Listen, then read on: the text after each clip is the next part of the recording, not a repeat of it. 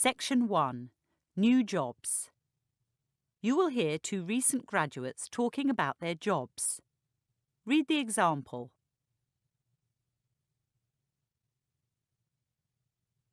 Hello, Annie. Haven't seen you for ages.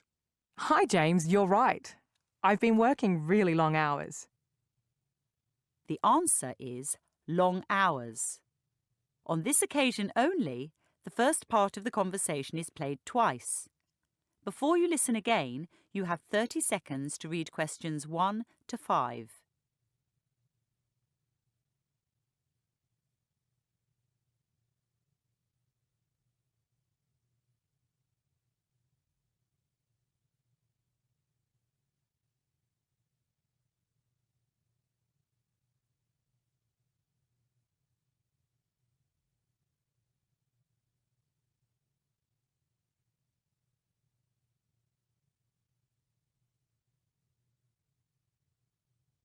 Hello, Annie. Haven't seen you for ages. Hi, James, you're right. I've been working really long hours.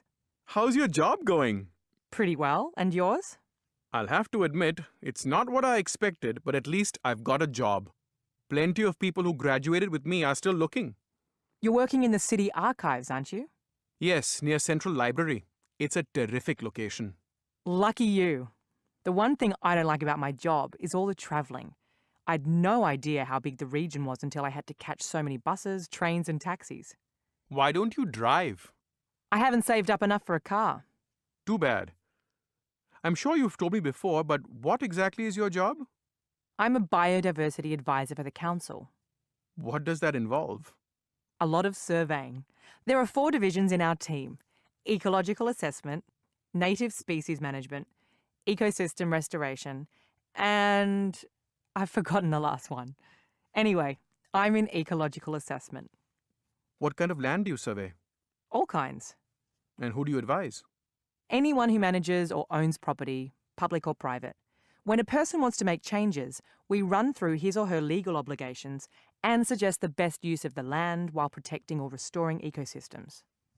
Ecology was your major at university, wasn't it? Yes, but the real world is rather more complex than the one we described in our assignments. Before you listen to the rest of the conversation, you have 30 seconds to read questions 6 to 10.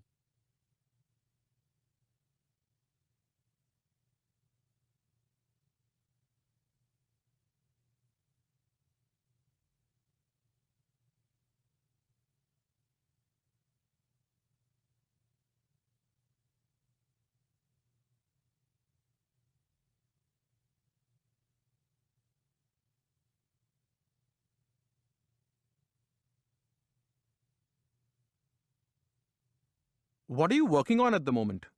A development application. A farmer wants to reduce her reliance on sheep by planting olives. She'd also like to build some tourist accommodation, plus some walking tracks and a road. That's quite a lot of work. It is. Moreover, there's a deep volcanic crater on her property as well as a large wetland, home to a rare bird. So what should she do? The tourist accommodation will be relatively straightforward as long as it's on high ground. With the track into the crater, where there are unusual rock formations and steam, she'll need to consider health and safety regulations, but they shouldn't be too hard. It's the wetland that presents a challenge. I doubt she'll be able to drain it. At some expense, she might be able to build a road around it, but it's more likely she'll have to forego new access to the olive grove. I had no idea development applications were so detailed. Well, this process means a carefully controlled use of land for which I believe future generations will be grateful. Future generations. Working at the archives, I'm completely immersed in the lives of past generations. I bet. Although the technology is up to date, we've got amazing scanners. Really? I spent all last week scanning tram tickets and timetables from 1902 to 1956. Why? The archives keep all kinds of documents. 1902 was when the electric tram service began here, and 1956 was when buses took over completely. But didn't you major in psychology? Yes, I did. The archives are about as far away from that as you could imagine. Although, working with so many different staff and public means I do have to apply some psychology from time to time. You now have 30 seconds to check your answers.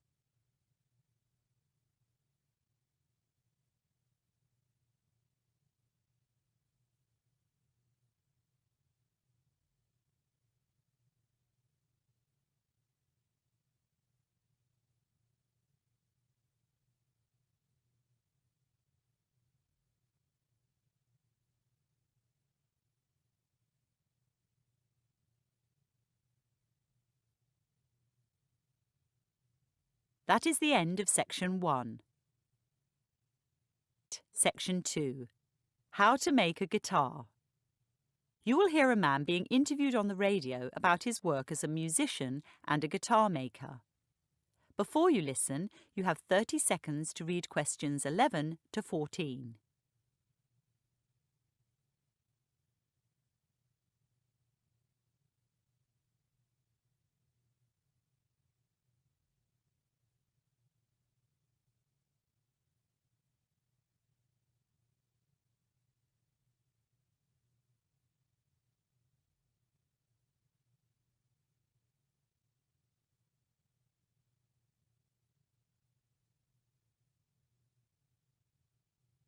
Great to have you here today, Hamish. I've been a fan of yours for ages. The very first rock concert I went to when I was 13, your band was playing. Gosh! I'd like to thank this station too, Juliet. If I remember rightly, Ray Rogers' interest in Soundhole's second album put us on the map. Good old Ray. Alas, who could forget when Soundhole broke up and Ray wept live on his show? But to set the record straight, Soundhole isn't getting back together despite rumours on social networks. My performing days are over. Even solo? Especially solo. Frankly, solo gigs were a nightmare. I was so anxious every time I went out onto a stage. Live audiences seriously scare me. Yet you've got such a rapport with them. You look so relaxed in those clips on YouTube. Yeah, well, one thing the social networks did get right is the reason I quit performing. Oh? I was manic when I was on the road with the band. Crazy. I'd stay up days on end. Back home, I was horribly depressed. I'd sleep for a week. My life was a mess. My first wife left me, and my second wife left me. I've got 3 children I hardly know. My son sent me a card just before Soundhole split up, in which he'd written he'd seen more of me on TV than in the flesh. Before you listen to the rest of the talk, you have 30 seconds to read questions 15 to 20.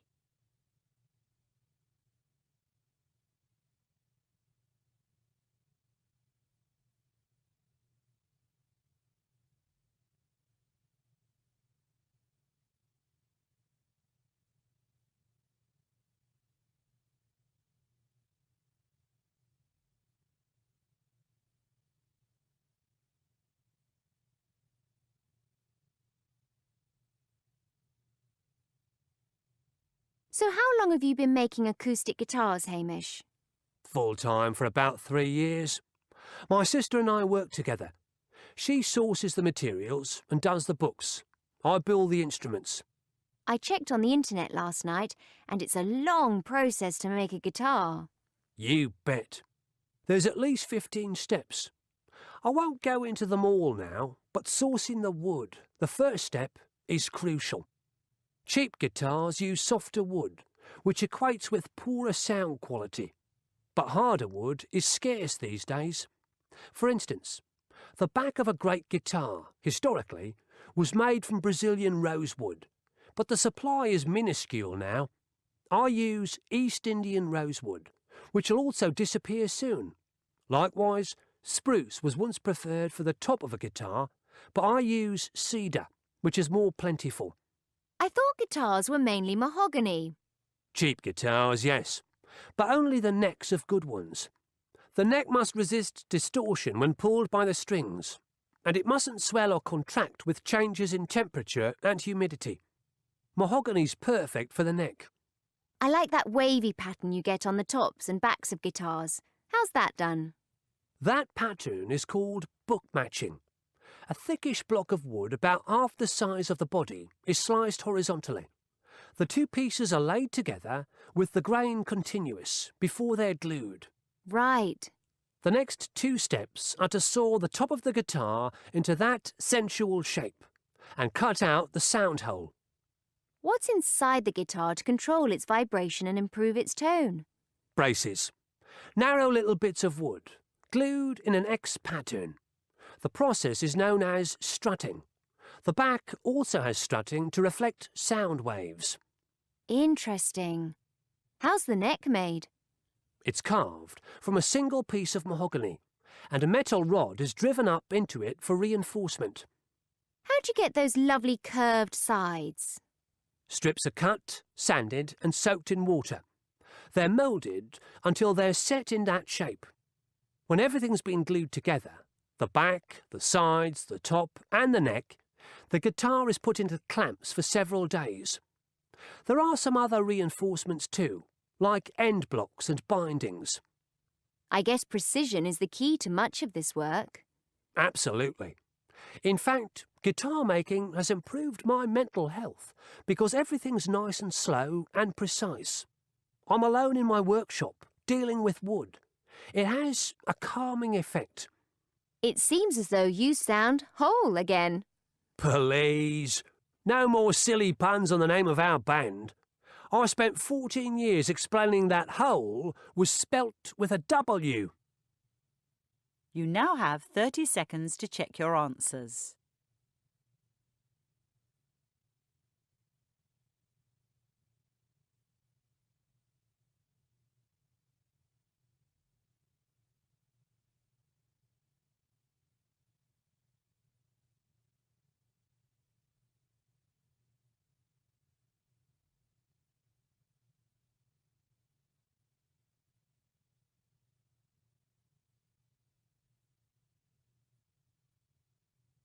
That is the end of Section 2. Section 3. Vertical Gardening. You will hear two students discussing a new trend in landscape design called vertical gardening. Before you listen, you have 30 seconds to read questions 21 to 25.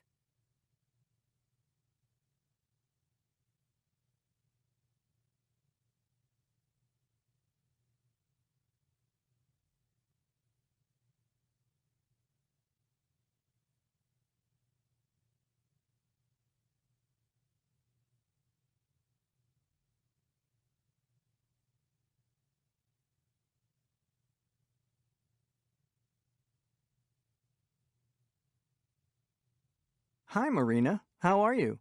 Fine, David, but this assignment's taking longer than I'd hoped. Yes, it's quite detailed. Designing two small vertical gardens doesn't seem too hard, but there's so much stuff online about large-scale projects that reads like propaganda. I know what you mean.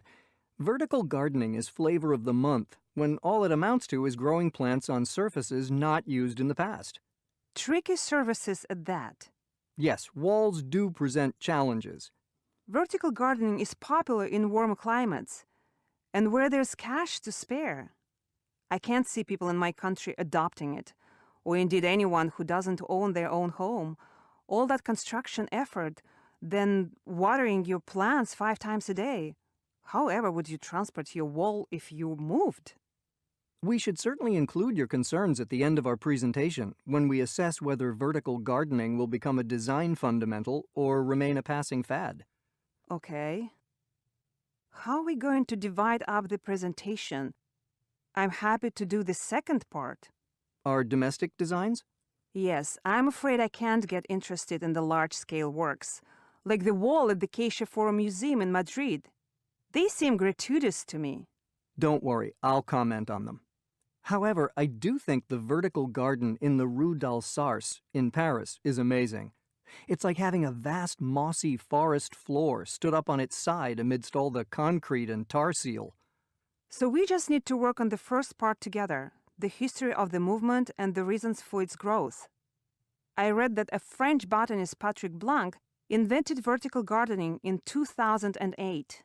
And I read that he got the idea from tropical rainforests in Malaysia, where plants grow at any height, and their superficial root systems don't need any soil. Still, I don't understand why the movement took off. And companies from Sydney to Tokyo commissioned him to cover walls with plants, especially when the walls need so much watering. I suppose businesses want to show how green they are. Before you listen to the rest of the conversation, you have 30 seconds to read questions 26 to 30.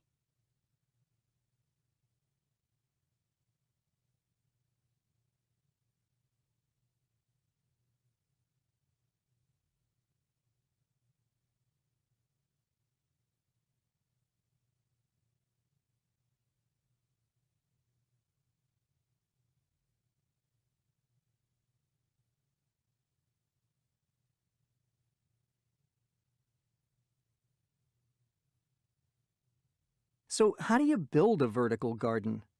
The principle is quite simple. Firstly, you need a wall, either the wall of a building or a boundary wall.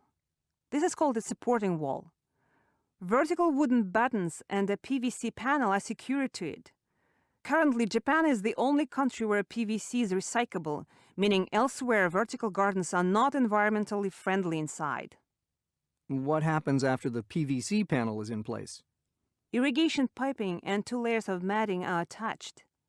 The matting is made from felt or woven plastic that lasts a long time outdoors, but it can't be recycled either. Speaking about recycling, unless it comes off a nearby roof, the great amount of water needed to keep the wall growing seems like the biggest drawback to me, especially when watering 5 times a day, as you mentioned. In a tropical rainforest, there's plenty of water, but not so in downtown Paris.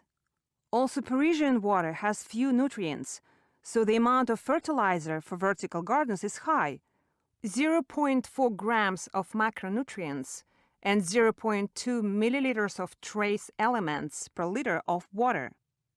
If a designer can ensure the fertilizer is absorbed by the plants or drains into a fish pond, that's okay. But if it goes into the main water supply, which I bet it does most of the time, it just adds to pollution. Good point. How exactly do the plants grow? They sprout from slots cut into the matting. What are your designs? One is a mosquito-repellent wall containing scented plants that drive mosquitoes away. The other is a culinary wall with herbs, salad plants, and strawberries. Sounds delicious. Personally, I would be happier planting my veggies in pots on the balcony. Perhaps, but I do find the giant vertical gardens in Madrid and Paris inspiring. Once obstacles like the plastic components and frequent irrigation are overcome, vertical gardening will be an aesthetic and environmental achievement. I'm not sure the whole world will take it up, but richer countries could well do so.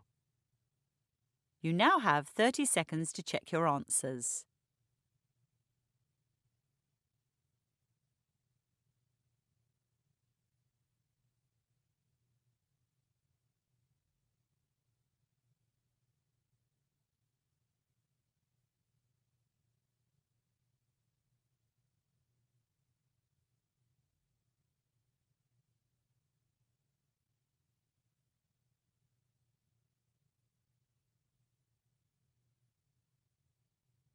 That is the end of Section 3. Section 4. Self-fulfillment. You will hear a lecture on self-fulfillment.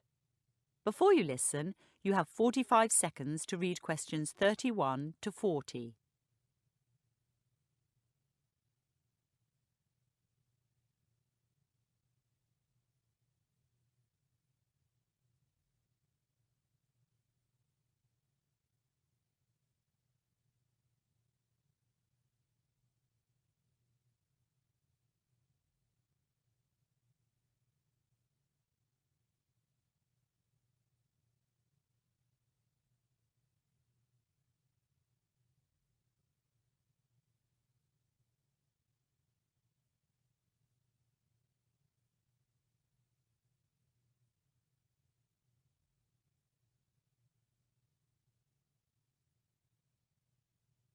As you may know, I've been working as a psychologist since the 1990s. In the past few years in this city, we've enjoyed unparalleled prosperity. All the same, people come to me with concerns about the future, or should I say, their future. One trend I've noticed is an increase in clients who, at least on paper, lead ideal lives, yet worry that they're not fulfilling themselves, however elusive that might be. Let me give you an example. A woman in her late 20s came to me a month or so ago. She's an HR manager for a big company. She lives in a nice part of town, and she's been engaged for 9 months. Her last holiday was to Tibet, and she's just resumed sailing. In good health, she appeared not to be suffering from clinical depression. Nevertheless, she felt the world owed her more. I questioned her about her career choice and life partner. Were they really right for her? In both cases, the answer was yes. I asked if she spent time with her family. Indeed, and everyone got along fine. I queried her on her friends. She had some from college and some more from work. I asked if she'd ever done any voluntary work. Again, yes was her reply. After graduation, she'd spent 2 months at an orphanage in Nepal before trekking in the Himalayas. In her current life, however, she felt she didn't have time to volunteer, what with work, her fiancé, sailing, and a love of travel. She hopes to go to Argentina if she can inveigle her boss into allowing her an extra week's leave. I asked my client what she thought self-fulfillment might be, but she couldn't put a finger on it. I saw her 3 times and suggested she read Nelson Mandela's autobiography, but she didn't keep her 4th appointment. So why did I suggest Mandela's book? I could equally have directed her toward the writing of Dietrich Bonhoeffer, Martin Luther King, or a philosopher like Immanuel Kant, none of whom seemed aggrieved about missing opportunities for self-fulfillment or trips to Tierra del Fuego, and 2 of whom gave meaning to their lives through decades of self-sacrifice. That is, they did what they had to do. As do people who live just a 2-hour drive from here. I mean those in rural areas or towns that are virtually ghost towns, not to mention the billions in the developing world. If they do get through school, they don't leave declaring, "Now I must do what I love doing. Now I must be fulfilled." Even my mother did what she had to do. Originally from Puerto Rico, she brought up her children on her own while working 3 jobs. She considered it more important to put us through college than to go herself, even though she was clever enough. Likewise, she nursed her sister with cancer and cooked meals for elderly neighbors. I'm not saying I was raised by a saint, but in mature people, the notion of self-fulfillment seldom arises. Let's return to Martin Luther King, who believed there are 3 dimensions to our lives: length, breadth, and height. Length refers to self-love, and breadth to the community and care of others. For some of us, especially the young, height may be difficult to accept or to find. For King, it was unequivocally God, although the transcendent doesn't have to be a religious experience. It could translate roughly as being part of something greater than oneself.